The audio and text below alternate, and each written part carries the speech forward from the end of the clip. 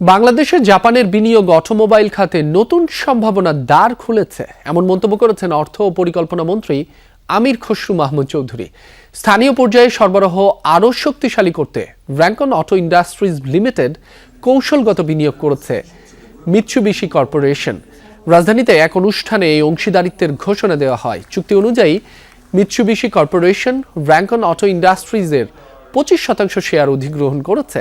অনুষ্ঠানে অর্থমন্ত্রী বলেন, এই অংশীদারিত্ব দেশের অটোমোবাইল শিল্পে কর্মসংস্থান বাড়াবে এবং সহায়ক শিল্প খাত গড়ে তুলবে। একই সঙ্গে বাংলাদেশ জাপান অর্থনৈতিক সম্পর্ক আরও শক্তিশালী হবে।